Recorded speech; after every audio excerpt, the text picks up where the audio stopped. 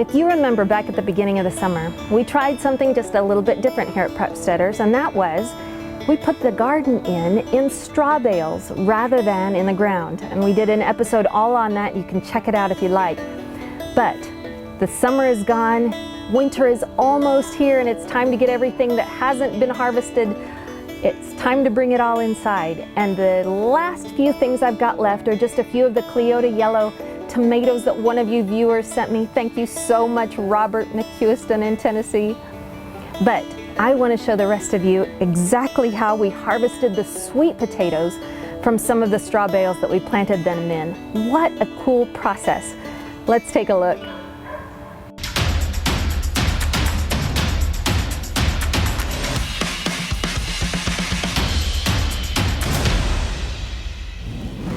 So if you recall, this all started back in the spring when I put 3 straw bales here in the shape of an L, and I put in the top of each one of them about 3 startlets that I had begun from actually 2-year-old sweet potatoes at that time that had all shriveled up and given their lives. I hadn't gotten around to eating them because I had had such a wild harvest every year for the past several years, but from those 2-year-old sweet potatoes, I had culled the little startlets and got them in water until they rooted, and then I put them in the top of these straw bales.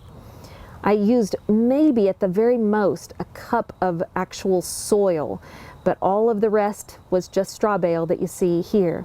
And these were slow to take off, slower than they would have been if they were in the ground, but once they did, they were prolific and they grew like crazy, covering the straw bales, covering the ground around them, covering even the little trellis I put up to hold some of them. What I didn't account for was that there would be deer that I just could not keep away. But the deer have come in and happily eaten off as much of the foliage as they could possibly get their mouths on. So you would think that these would die, but they have stayed absolutely healthy clear up here until the time when it's almost ready for the first frost.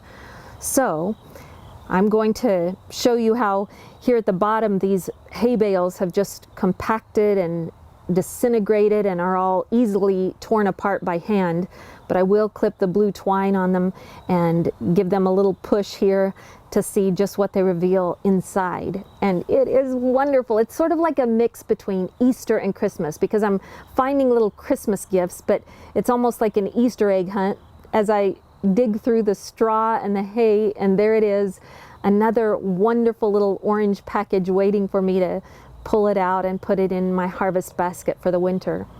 So I'll just go through here and find some have lots and lots of little roots, and some are very secure, but most of them are super easy to just pull right out. I don't have to even use a shovel or a spade or anything.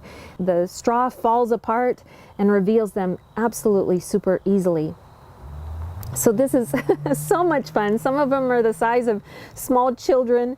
Some of them are just little miniatures, and even the roots that are kind of thick, those are all edible, and I've enjoyed dicing those up real small and throwing them in soups and such.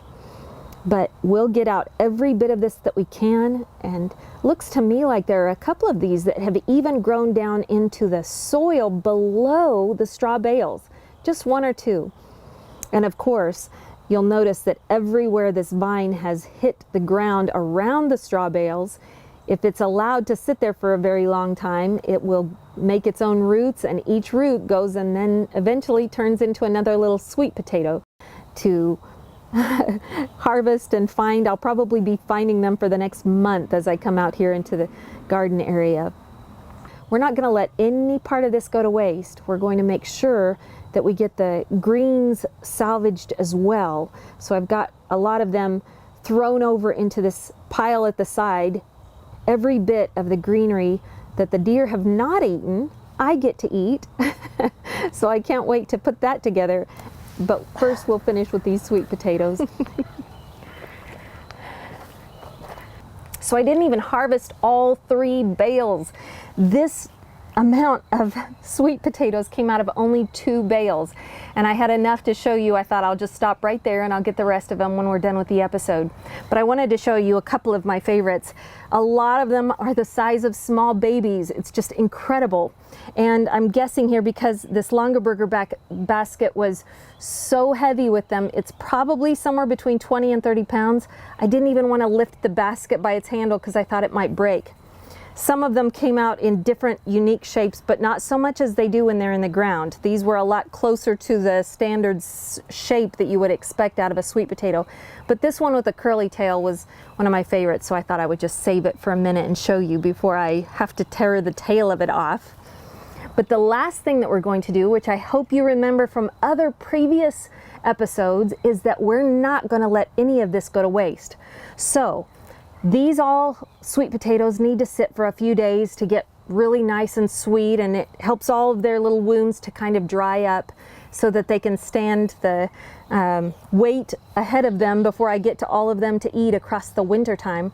But I'm also going to harvest all of the wonderful leaves that the deers did not eat. They have left me a few of the leaves, and whether they are giant big ones or little tiny fresh ones that are starting to grow, I'm going to harvest all of those off, put them in this little basket, take them inside and wash them up, and then I'm going to spread them over my food dehydrator trays and put them in there overnight. They don't take very long because there's not a whole lot of moisture in the leaves, but by about this time tomorrow they'll be ready for me to take out of the food dehydrator and then grind up into that superfood powder that I've talked to you about that I make with everything I can. You will be in awe of how much nutrition is in the greens alone of sweet potatoes. In fact, some places just eat them for the greens. They don't even eat the potatoes themselves because the greens are so high in nutrition. One of the things I like is that they're high in lutein, so they're excellent for my eye health. But they have high amounts of iron and manganese and A and B and C.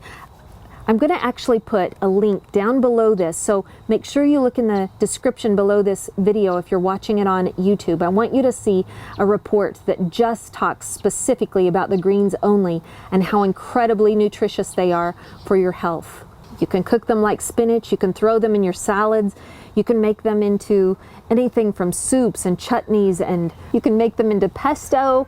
There are an incredible number of ways to fix these, and so you get creative and then share with us what your way is. So there you have it. I love sweet potatoes, and you know that they're my most highly recommended garden vegetable for every one of us to be growing, no matter what zone we're in and no matter what kind of excuses we have or soil we have to work with or how poorly we water our plants. These sweet potatoes seem to be the most forgiving, and I hope you'll take the time to look at our episodes that we've done dedicated just to them, because there is so much incredible nutrition to have for your family in these. All right, but now it's your turn. I hope you'll share this video with someone you love. If you haven't subscribed already, please do, and let us know who you are below. I love hearing your stories. So if you have a story or a memory that you want to share that has anything to do with this content of this episode, will you share it below so we can all enjoy it with you? And now, before next week when we meet again, will you find someone who looks particularly war-torn and a little bit downtrodden, and will you make it a point to intentionally bless them today? Thank you, and we'll see you next time.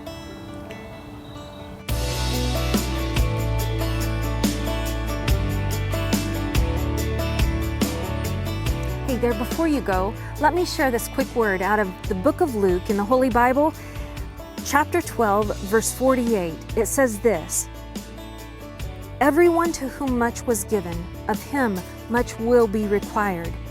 And from him to whom they entrusted much, they will demand the more." I hope you'll remember that and go spread the word.